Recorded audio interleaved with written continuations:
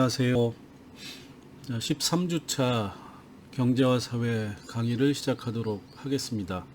자, 오늘 살펴볼 내용은 기업의 사회적 책임이라고 하는 주제인데, 저희가 계속해서 이제 기업과 관련된 내용을 살펴보고 있거든요. 그래서 자본주의 사회에서 이 경제라고 하는 거는 시장을 중심으로 해서 움직이고 있는 거고, 그 시장에서 가장 핵심적 주체가 이제 기업이기 때문에 기업과 관련된 내용들을 우리가 이제 경제사회학의 관점에서 어떻게 볼 수 있느냐라고 하는 거를 쭉 살펴보고 있는 중입니다.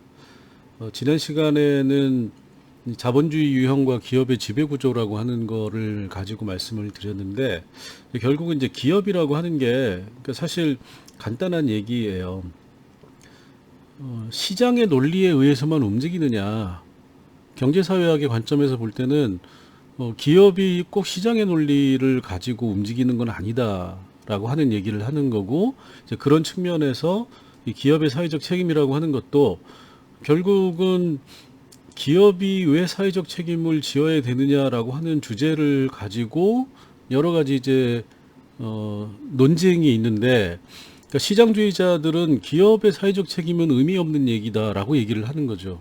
기업과 사회는 분리된 영역이고, 기업은 경제 활동의 주체로서 시장에서 이윤을 남기기 위한 경제적 활동에 전념하면 되는 것이지, 왜 기업이 사회적인 책임까지도 지어야 되느냐라고 하는 주장을 이제 하는 분들이 많이 있고, 주로 이제 시장주의자들이 그런 얘기를 하는 거고, 반대로 이 경제사회학적인 관점, 기업의 사회적 배태성, 이런 거를 주장하는 사람들은 기업이 사회에 미치는 영향력이 크기 때문에 기업이 경제 영역 내에서만 활동을 한다고 해서 사회에 영향력을 미치지 않느냐, 미치고 있는 거면 그러면 그 미치는 영향력에 상응하는 정도의 책임성을 가지고 기업이 경제적 영역 내에서 활동을 해야 된다라고 하는 주장을 하는 거죠. 그 내용이 이제 기업의 사회적 책임입니다. 그래서 어떻게 보면 사회적인 규범에 의해서 기업의 행동이 통제되고 있는 내용이고, 자, 그런 쟁점이 형성이 돼 있는데, 현실에서는 대부분의 기업들이 이미 그 기업의 사회적 책임을 기업 활동의 중요한 영역으로 받아들이고 있어요. 그래서 기업의 사회적 책임이란 얘기를 공공연히 기업들이 스스로 하고 다니는 거고, 또 그거에 관련된 여러 가지 뭐 지속가능 보고서라든가 이런 내용들을 공표를 하고 있는 겁니다. 자, 그래서 그런 관점에서 그러면 기업의 사회적 책임이라고 하는 게 어떻게 등장을 했고, 그거에 의해서 기업이 어떻게 통제를 받고 있느냐라고 하는 거를 간단히 살펴보도록 하겠습니다.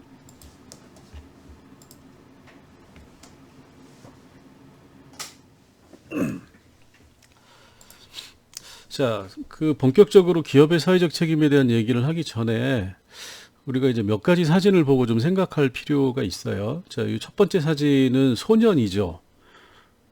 파키스탄이나 뭐 이런 터키나 아니면 방글라데시나 뭐 이런 동남아시아 쪽인데, 소년이 앉아가지고 이게 양탄자를 만들고 있는 거거든요.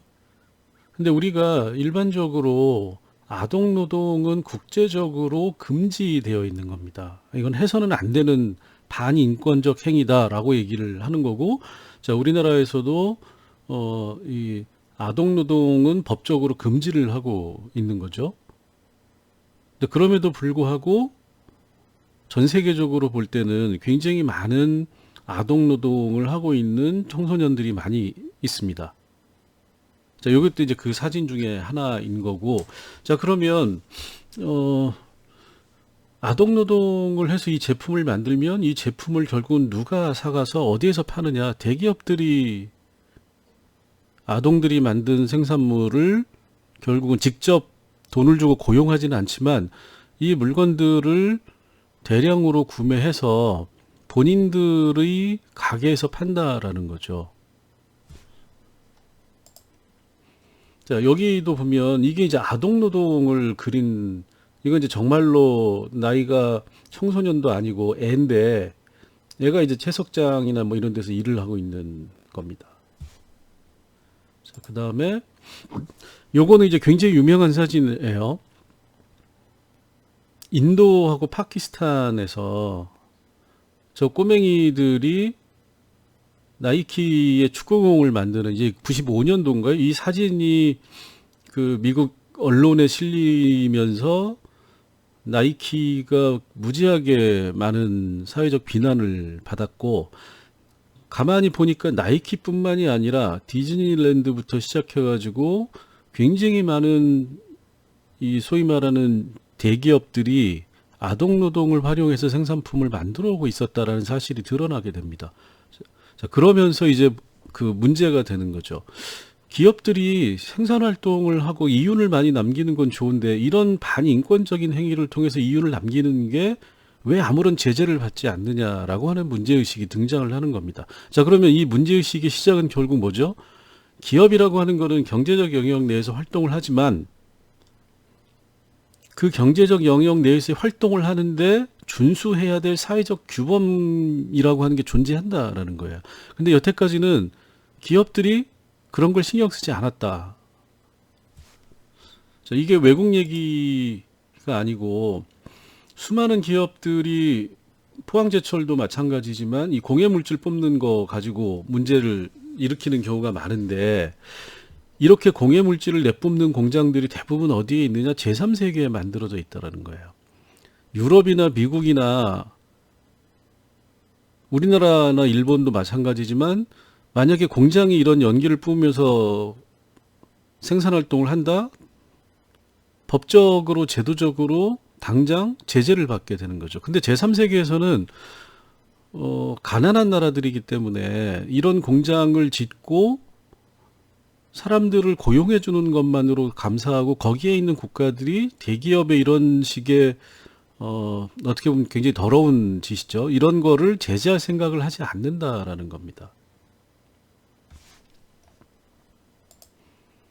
자, 요거는 아마존에 가가지고 대기업들이 대규모로 벌목을 하고 뭐 이렇게 하는 현장이죠.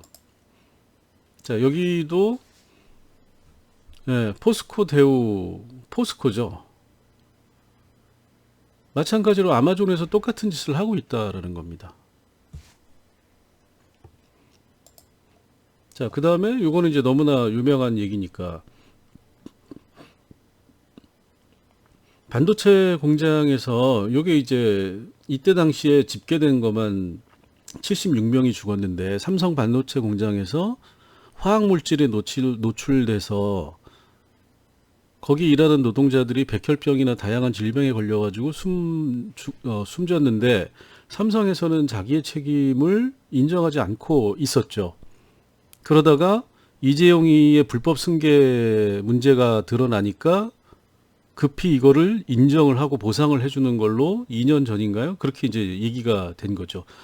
그래서 이게 산재고 삼성의 책임이 있다라는 걸 인정받는데 한 10년이 넘게 걸렸습니다. 자, 그러면 결국 이제 여기 이제 책 제목도 그렇게 되어 있죠. 착한 기업의 불편한 진실. 여기 있는 기업들이 전부 다 세계적으로 유명한 대기업들이고, 자기네 나라에서는 굉장히 착한 기업, 좋은 기업이라고 하는 평가를 받고 있는데, 이 기업들이 국가의 직접적 규제 또는 사회적 규범이 허약한 지역에 가면 굉장히 나쁜 기업으로 돌변을 한다. 돈을 벌기 위해서 수단과 방법을 가리지 않는다라는 거예요. 자, 그래서 이런 소위 착한 기업들이 경제적 영역 내에서 하고 있는 나쁜 짓이라고 하는 건 사회적 규범이니까, 자, 이런 것들이 굉장히 90년대 이후에, 특히 세계화라고 하는 이후에 기업의 영향력이 전 세계적으로 무지하게 확대가 됐다라는 겁니다. 뭐 우리나라 삼성 얘기를 하면 우리나라의 경제에서 차지하는 비중이 어떤 건지는 뭐 여러분들이 잘 알고 계실 테니까. 그리고 이런 기업 중에서도 특히나 초국적 기업이라고 하는 게 전 세계를 무대로 활약하는 대규모 기업으로서 주된 성장의 핵심 주체가 되고 있는 거죠. 그리고 더불어서 뭐냐, 국가가 이 기업들을 통제하지 못한다라는 겁니다. 자, 우리나라에서도 뭐죠, 정부 위에 삼성이 있다. 지금 이제 이재용 씨 구속영장 여부를 가지고 얘기를 하는데, 결국은 구속영장이 기각될 가능성이 높다. 왜? 국가보다 삼성이 힘이 더 세기 때문에 이런 얘기를 하고 있는 거잖아요. 그럴 정도로 기업의 영향력이 확대되는데 이 기업의 영향력 그리고 조국적 기업의 성장이라고 하는 게 경제적 영역을 넘어서서 정치, 사회, 문화 모든 영역의 영향력이 확대되고 있다라는 겁니다. 그렇기 때문에 이제 이거를 문제를 삼고 있는 거죠.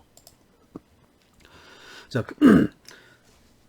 이제 더 자세하게 보면 그 기업의 경제적 활동이 환경 및 사회의 지속 가능성을 훼손시킨다. 그것도 심각할 정도로 훼손을 시키고 있는 거고 기업의 영향력이 시장을 넘어서 시민의 일상적인 사회 공동체에도 영향력을 미친다. 그러다 보니까 이제는 기업을 경제적 영역 내에서만 활동하는 주체로 볼 수 없다라고 하는 관점이 등장을 한 거고 그런 관점이 기업의 사회적 책임이라고 하는 논의로 연결되고 있다는 겁니다. 자, 기업의 사회적 책임은 글자 그대로 무슨 얘기죠? 기업도 사회적 책임을 져야 된다라는 겁니다. 이건 다른 얘기로 하면 기업의 사회적 영향력에 대해서 국가가 통제를 못하면 사회적으로 통제할 필요성이 있다라고 하는 거를 이 CSR 기업의 사회적 책임이라고 하는 게 주장을 하고 있는 거고 이게 이제 지금은 보편화된 어떤 논의가 되고 있는 겁니다. 여기 이제 뭐 조국적 기업이 아주 간단한 통계지만 전 세계에서 상위 200개의 초국적 기업이 세계 경제의 4분의 1을 차지하고 있고 국제 무역 투자의 3분의 2라는 엄청난 비중을 차지하고 있는데 이런 기업들이 상당히 강력한 사회적 영향력을 행사함에도 불구하고 그거에 대해서는 아무런 책임을 지지 않고 있다. 자, 그러면 대표적인 그 초국적 기업의 영향력이라고 하는 거는 지역의 고용, 자, 그럼 뭐죠? 고용된 노동자들의 인권, 노동권과 관련된 영향력을 미치는 거고 지역 경제, 원주민이라고 하는 사람들의 영향을 미치는 거고 자, 초국적 기업이 진출해 있는 동남아 또는 제3세계의 경제, 지역 경제에 상당히 중요한 영향력을 미치고 있는 거죠. 특히 이제 저발전국에 대한 영향력이 높고 그 다음에 이제 무엇보다도 환경에 대한 영향력이 높다라는 겁니다. 생산물을 만들고 이윤을 획득하기 위해서 소위 말하는 정부의 규제가 덜한 제3세계인데 아마존의 이 나무숲이 사라지면 아마존에만 영향을 미치는 게 아니고 그게 우리나라에게도 영향을 미치는 거잖아요. 일본에서 원자력 발전소가 터지면 바로 옆에 있는 우리나라에도 영향이 있는 거와 마찬가지입니다. 자, 그래서 이렇게 기업의 영향력이 굉장히 커졌는데 자, 그러면 그 기업의 영향력이 항상 올바르게 좋은 방향으로만 작용을 하고 있느냐? 그렇지 않은 것 같다라는 겁니다. 자, 그래서 기업의 영향력에 대한 새로운 통제의 필요성이라고 하는 측면에서 이 CSR이라고 하는 게 기업의 사회적 책임이라고 하는 이름으로 등장을 했다. 이게 이제 얼마 오래되지 않은 얘기예요. 아까 말씀드렸듯이 이런 사고들이 50년대, 60년대, 70년대, 80년대에도 계속 존재해 왔는데 90년대에 비로소 이게 사회적인 문제로 인지가 됐다라는 겁니다. 그래서 CSR이라고 하는 거는 90년대 말 2000년대 초반부터 본격적으로 이거 가만 놔두면 안 되겠다라고 하는 그런 사회적인 분위기가 형성이 되고 그게 이제 기업의 사회적 책임이라고 하는 논의로 모아진 거다. 이렇게 생각을 하시면 됩니다.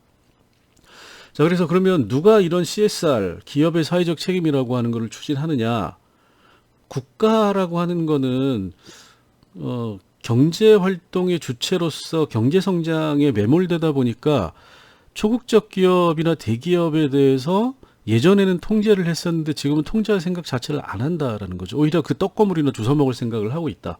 그러다 보니까 시민사회의 영역에 해당되는 시민사회 단체, 노동계 그리고 초국가 간 조직인 국제기구 OECD나 ILO, UN과 같은 단체들에서 이 기업의 사회적 책임을 강하게 얘기를 하고 있는 겁니다. 자, 그러면 기업의 사회적 책임을 일반적으로 뭐 명확한 정의는 없어요. 그런데 일반적으로는 기업가에게 주어져 있는 사회 전체의 목적이나 가치라고 하는 거를 기업가가 자신들이 경제 경영 정책을 추구하고 의사 결정을 하는데 반영해서 바람직한 방향으로 행동에 옮기는 의무다. 이걸 이제 CSR이라고 얘기를 하는 겁니다. 즉 기업이 경영 활동을 하는 데 있어서 경제적인 이윤이라고 하는 측면에서 기업 활동을 하면 안 된다라고 하는 거예요. 그럼 어떻게 해야 되느냐? 물론 네가 돈을 벌어야 되는데 사회 전체의 목적이나 사회가 추구하는 가치에 부응해서 돈을 벌어야 된다라는 겁니다.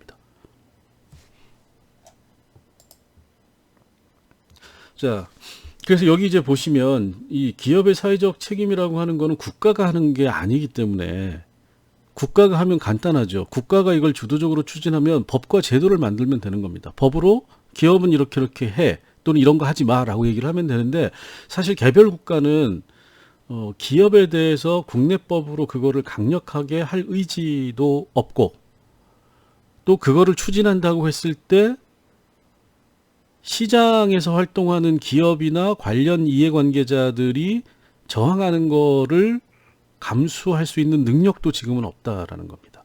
자, 그러다 보니까 소위 국제 규범이라고 하는 법제도를 만들지 못하기 때문에 국제적인 규범이라고 하는 건 뭐죠? 일종의 도덕적 판단인 겁니다. 그러니까 권고 정도의 의미를 가지고 있는 거죠. 가이드라인 정도로 생각을 하시면 돼요. 그래서 다양한 국제 기구들이 이 CSR과 관련된 소위 말하는 가이드라인을 제시를 하고 있고 이 가이드라인에 따라서 기업들이 자발적으로 해주세요라고 지금은 부탁을 하고 있는 겁니다. 그래서 CSR은 기업들이 사실은 해도 그만 안 해도 그만이에요. 다만 사회적 규범이기 때문에 안 할 경우에 사회적으로 비난을 받을 가능성이 있기 때문에 일부 기업들이 적극적으로 이거를 하고 있는 거고 대부분의 기업들은 하는 둥 마는 둥 하고 있는 거죠. 자, 그래서 이 CSR과 관련된 국제 규범이 여러 가지가 있는데 여기에 이제 몇 가지를 모아놨어요. 여기 보시면 제일 위에 있는 게 UN에서 그 제시하고 있는 글로벌 컴팩트라고 하는 겁니다. 이건 뭐냐면 일종의 그 기업이 사회적 책임을 다하기 위해서 지켜야 할 10대 원칙이라고 하는 거를 제시를 하고 있는 거고 그 다음에 여기 보면 이제 기업의 사회적 책임과 인터내셔널 프레임워크 어그리먼트라고 해서 국제 표준 협약 또는 국제 기준 협약이라고 하는데 이건 노동조합이 추진을 하는 겁니다. 국제 노동조합 단체들이 초국적 기업에 대해서 우리랑 소위 말하는 사회의 지속 가능성과 관련된 협약을 맺자라고 해서 이제 그 협약을 맺는 운동을 얘기를 하는 거고요. 그 밑에 보면은 ISO 26000이라고 그래가지고 국제표준화 기구에서 기업의 책임성이라고 하는 것, 조직의 책임성이라고 하는 거를 총 집대성해서 일종의 규범집을 만들어 놨어요. 그 다음에 OECD는 선진국 협력 기구죠. 선진국 협력 기구임에도 불구하고 초국적 기업을 위한 가이드라인이라고 하는 형태로 초국적 기업이 이러이런 짓을 하면 안 되고 이런 방식으로 경제적 활동을 해야 된다라고 하는 가이드라인을 제시를 한 겁니다. 그 다음에 여기 보시면 글로벌 리포팅 이니셔티브인데 이거 우리나라에 적당한 말이 없어요. 그러니까 보통 이제 GRI라고 얘기를 하는데 말 그대로 전 세계적인 보고서 이니셔티브입니다. 이건 뭐냐면 기업의 사회적 책임이라고 하는 거를 기업들이 하고 그 행한 바를 어떤 거를 했는지를 보고서 형태로 제시해라. 그래서 어떻게 보고서를 작성하면 된다라고 하는 거에 관련된 가이드라인인 겁니다. 자, 그 다음에 그 밑에는 유엔에서 이제 유엔 인권위원회에서 제시한 건데 그 소위 말하는 기업과 인권이라고 하는 형태로 기업이 어떻게 경제 활동을 하는 데 있어서 인권을 존중해야 되는가에 관련된 지침이죠. 그래서 여기 나와 있는 게 종류는 굉장히 많죠. 하나, 둘, 셋, 넷, 다섯, 여섯. 이거 말고도 굉장히 많은데 이 6개라고 하는 게 이 기업이 사회적 책임을 지기 위해서 지켜야 될 소위 말하는 사회적 규범으로서 제시가 된 건데 전부 다 공통점은 뭐냐? 가이드라인이다라는 겁니다. 가이드라인은 법제도가 아니기 때문에 이렇게 해주셨으면 감사하겠습니다. 그리고 하실 생각이 있으면 이렇게 해주세요라고 하는 거지. 이거는 하면 안 된다. 이건 하면 된다라고 하는 강력한 제재나 금지와 같은 게 들어있지 못해요.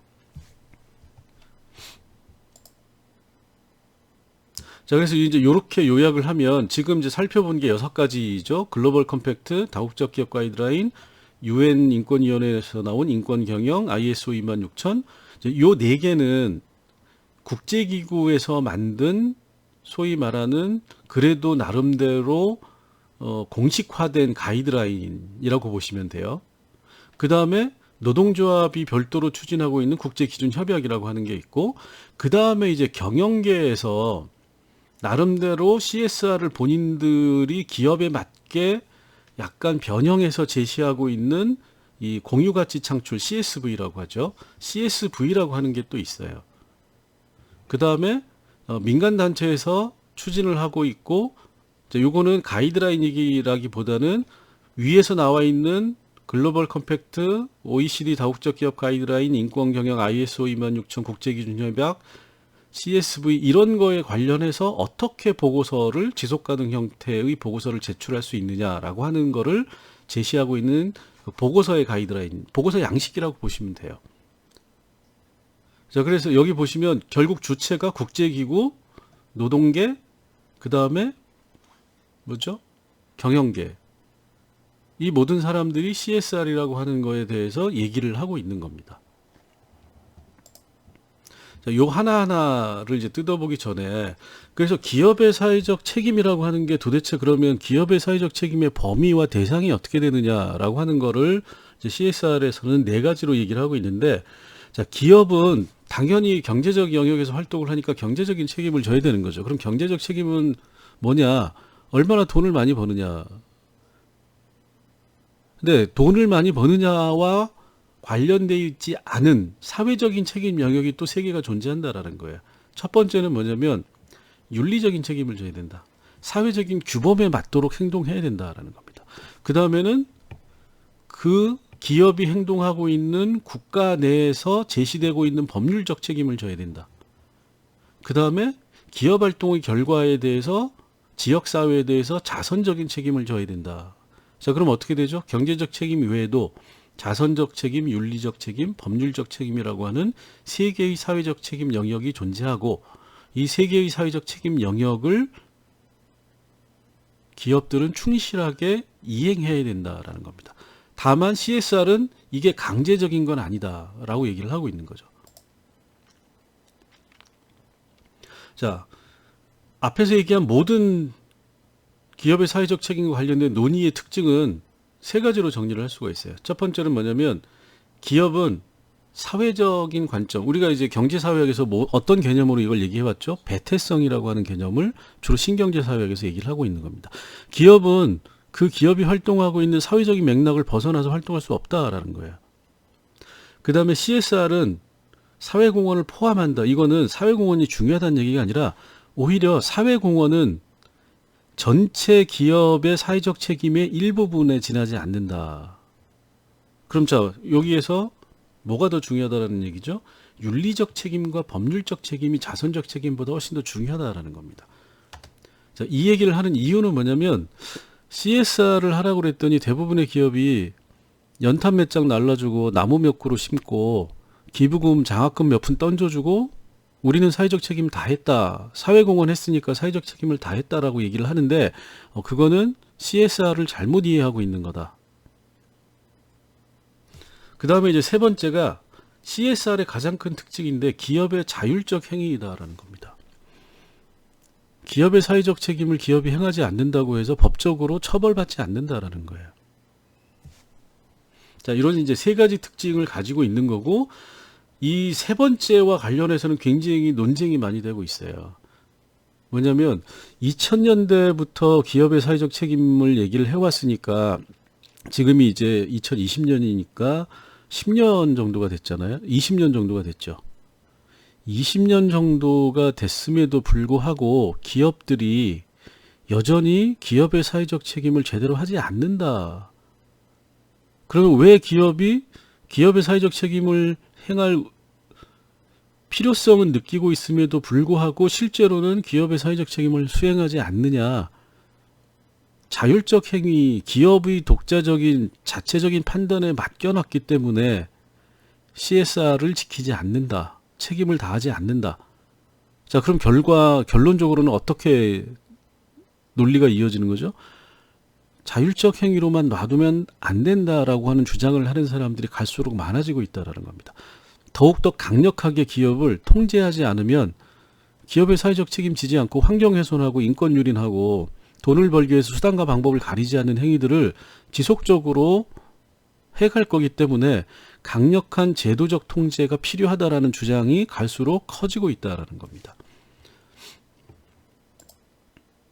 자, 그 CSR의 개별적인 내용들을 간단하게 이제 살펴볼 건데, 이제 첫 번째가 유엔의 글로벌 컴팩트라고 하는 거예요. 여기 유엔의 글로벌 컴팩트는 보시면 이거는 원칙에 해당되는 거예요. 그래서 코피 아난이라고 하는 유엔 사무총장이 이제 요거를 강력하게 추진해가지고 본인이 유엔 사무총장으로 있을 때 이제 글로벌 컴팩트를 만들어서 수많은 기업들이 여기에 자율적으로 가입을 하고 이 글로벌 컴팩트가 제시하고 있는 10개의 기업의 사회적 책임과 관련된 원칙을 준수하겠다라고 얘기를 했는데 그 10개의 내용이 이렇게 되어 있습니다. 인권, 노동, 환경, 반부패라고 하는 10개의 내용으로 되어 있어요.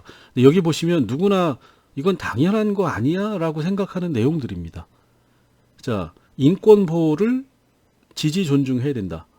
인권 학대에 공모하지 않는다. 노동권과 관련해서는 노동조합을 인정한다. 강제노동을 하지 않는다. 아동노동을 하지 않는다. 차별을 하지 않는다. 환경 문제에 예방적 접근을 한다. 환경에 대한 책임 수행에 적극 나선다. 환경 친화적인 기술 개발 및 보급. 그 다음에 반부패. 모든 형태의 부패에 관여해서는 안 된다. 이거 누가 생각해도 당연한 거잖아요. 근데 다르게 생각하면 이런 겁니다. 누구나 생각해도 초등학생이 생각해도 당연한 것들을 기업들은 지키지 않고 있다라는 거예요. 심지어는 글로벌 컴팩트에 가입돼 있는 기업들도 제3세계에서는 여전히 강제노동과 아동노동, 노동권을 인정하지 않고 환경 파괴적 행위를 하는 경우가 굉장히 많다라는 겁니다. 자, 그래서 여기 이제 UN 글로벌 컴팩트라고 하는 거는 이런 내용들로 구성이 되어 있는 거고, 자, 그 다음에 이제 OECD 선진국 국가간기구에서 다국적 기업에 관련된 가이드라인을 만들었는데 이것도 이 세부적인 내용 들어가면 이제 복잡하지만 크게 보면 8개의 영역 내에서 다국적 기업 또는 초국적 기업이 지켜야 될 지침을 제시를 하고 있는 겁니다. 그 핵심적인 내용들은 글로벌 컴팩트하고 비슷해요. 자, 정보 공시라고 하는 거는 기업의 활동 내역을 투명하게 공개해야 된다는 겁니다. 그 다음에 노동권을 인정해라. 고용 및 노동 관계에서 환경 보호를 해야 되고, 뇌물 방지는 반부패죠. 아까 나왔던.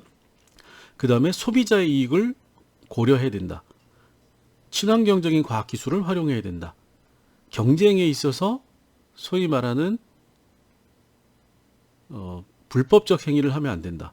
그 다음에 조세라고 하는 거를 회피해서는 안 된다. 이런 내용들입니다. 자, 그래서 이제 이 다국적 기업 가이드라인인데 이거는 OECD는 개별 국가들이 모여서 만든 기구잖아요. 선진국 국가기구인데, 그러다 보니까 국가들이 모여서 초국적 기업이 어쨌든 간에 이런 걸 지켜야 된다라고 인지를 했다라고 하는 의미에서는 굉장히 중요한 내용을 가지고 있는 거예요.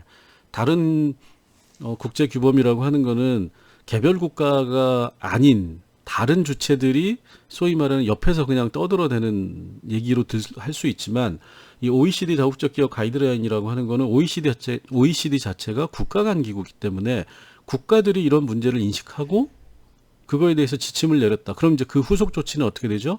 국내법, 국내의 제도로서 기업이 사회적 책임을 할 수 있도록 만드는 건데, 지침만 내려놓고 아직은 국내 개별 국가들 내부에서 기업의 사회적 책임을 의무화하거나 통제하기 위한 적극적 조치들은 하고 있지 않습니다. 자, 그 다음에 이제 여기 아까 말씀드렸던 GRI, 글로벌 리포팅 이니셔티브라고 하는 이건 이제 민간단체 조직의 이름이에요. 여기서 이제 지속가능 보고서라고 하는 형태로 보고서를 기업에 어떤 활동을 했는지를 영역별로 제시해라, 공개해라라는 건데, 이것도 해도 그만 안 해도 그만입니다. 첫 번째로 두 번째는 뭐 안 하면 상관없지만 하는 경우에 이 모든 걸 다 해야 될 필요가 없어요. 그러니까 내가 하고 싶은 것만 공개를 하면 되는 겁니다. 쉽게 얘기하면 자, 여기 지속가능 보고서에서는 경제, 환경, 사회 이렇게 해놓고 경제, 환경, 그 다음에 사회는 노동, 인권, 그 다음에 이제 반부패, 제품 책임, 소비자 이렇게 이제 구분을 해놓은 거잖아요. 근데 내가 특정 기업인데 GRI 보고서, 지속가능 보고서를 내겠다라고 얘기를 하고 이 모든 영역을 다 하는 게 아니라 경제에서는 시장의 영향력, 환경에서는 나는 에너지와 제품 및 서비스, 노동 관행에서는 노사관계는 빼고 고용, 산업안전보건, 인권에서는 차별대책과 원주민 관리 이런 식으로 선별적으로만 공개를 해도 아무도 뭐라고 하지 않는다라는 겁니다. 이게 이제 자율적 접근이 가지고 있는 가장 큰 한계인 거죠. 여기 보시면 기업의 경제적 활동과 관련된 다양한 영역들이 총망라돼 있어요. 자, 그러다 보니까 이 GRI는 기업들이 자신들의 소위 말하는 사회적 책임 활동을 체계적으로 제시할 수 있는 가이드라인을 제시하고 있다라고 하는 측면에서는 긍정적인 게 있고, 부정적인 측면은 뭐냐면 실제로 많은 기업들이, 우리나라 기업들도 마찬가지입니다. 지속가능 보고서를 매년 내지 2년, 3년 단위로 주요한 기업들은 대부분 내고 있어요. 그런데 그 지속가능 보고서의 내용을 보면 다 자기네 기업이 잘하고 있는 것만 얘기를 하고 있는 겁니다. 예를 들어서 삼성 같은 경우에 무노조 정책으로 노조를 못 만들게 하고 있었잖아요. 그러면 이 노동권 관련해서 노사관계 내지는 인권과 관련된 노조의 결성, 이 부분은 아예 보고서 내용에서 빼버리는 겁니다. 결국은 GRI의 지속가능 보고서라고 하는 게 기업의 홍보책자의 형태로 유지되는 경우가 많기 때문에 이게 무슨 의미가 있느냐라고 하는 비판들이 많이 나오고 있는 거죠. 그럼에도 불구하고 기업 입장에서는 지속가능 보고서를 통해서 기업의 사회적인 이미지 제고라고 하는 홍보 마케팅 차원에서 지속가능 보고서를 굉장히 많은 기업들이 발간을 하고 있고, 사회공헌실이라고 하는 형태로 부서를 만들어서 이걸 이제 전담시키고 있죠. 그리고 많은 학생들이 요새는 이제 그 사회공헌실이나 사회공헌팀 이런 이 기업의 사회적 책임과 관련된 부서에 취업하는 거를 굉장히 이제 희망을 하고 있는데, 실제로 거기 가서 하는 일이라고 하는 거는 결국은 홍보팀의 일환 정도밖에 안 된다라고 생각을 하시면 됩니다. 자, 그 다음에 이제 ISO 26000은 2012년인가요? 2013년도에 기존에 나와 있던 사회적 책임과 관련된 국제 규범들을 하나로 모아서 총 집대성한 내용입니다.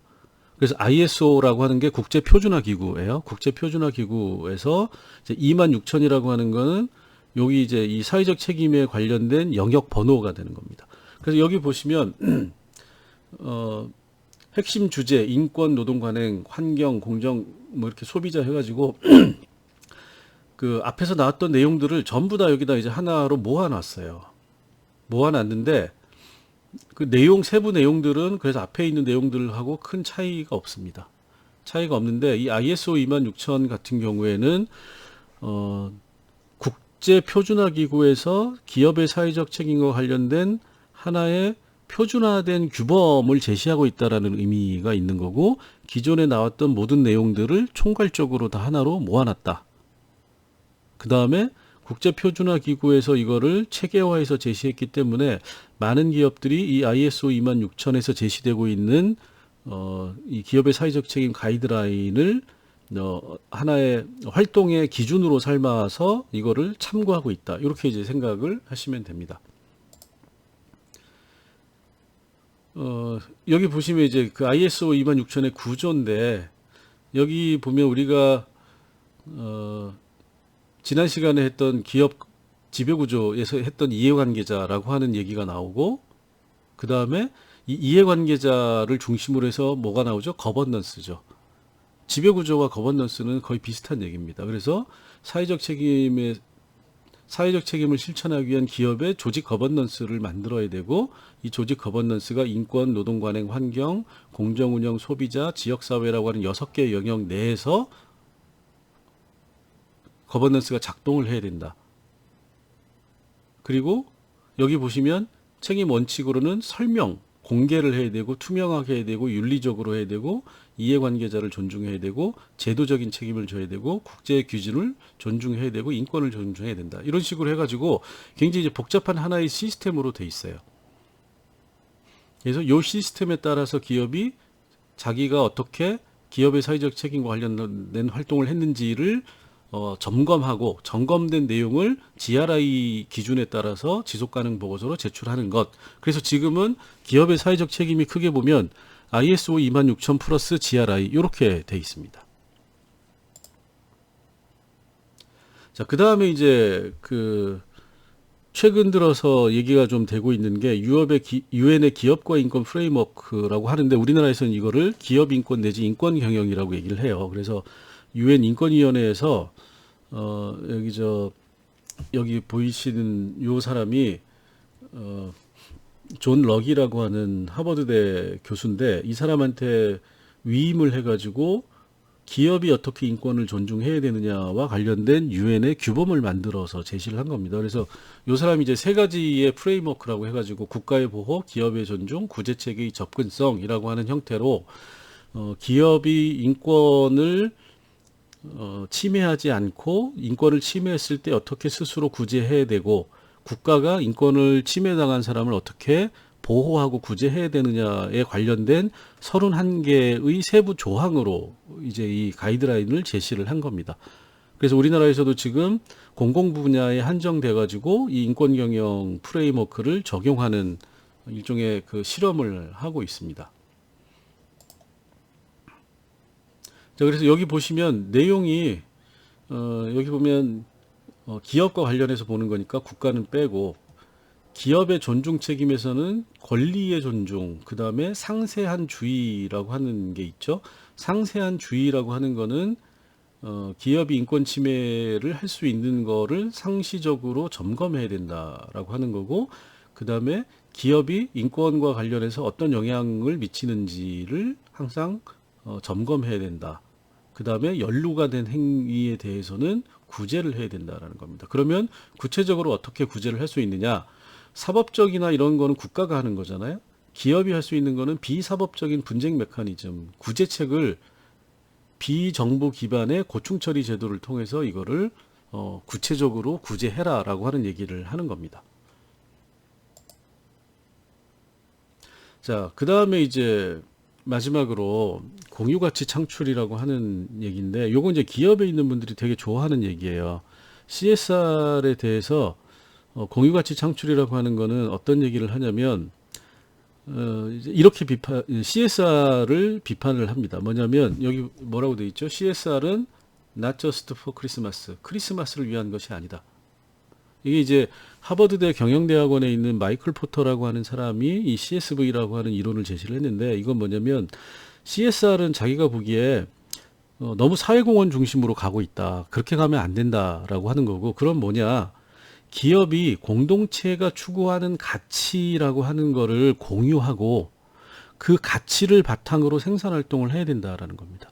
기업의 경영활동 자체가 사회적 가치를 지향하면서 이루어져야 된다라고 하는 얘기를 하고 있는 거예요.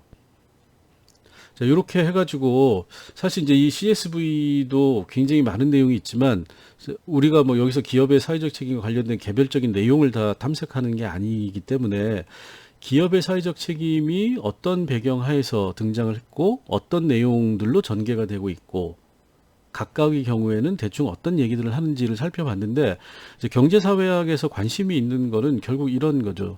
기업의 사회적 책임이라고 하는 거는 경제적 영역의 바깥에서 발생할 수 있는 기업의 영향력을 시민사회가 주도해서, 국제규범이 만들어진 배경에는 결국 시민단체들의 사회운동이 존재했기 때문인 것이고, 자, 그러면 시민사회의 영역이 국가가 기업을 통제하지 못하니까 이제는 대신 나서고 있다.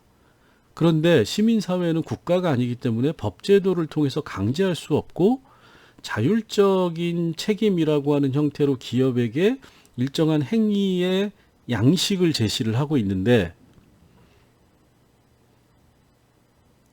기업이 경제적인 영역 바깥에서 책임을 져야 된다라고 하는 단순한 그리고 가장 중요한 기본적인 논리는 이제는 보편적으로 수용이 되고 있다. 그런데 문제는 뭐냐? 지켜지지 않는다라는 겁니다.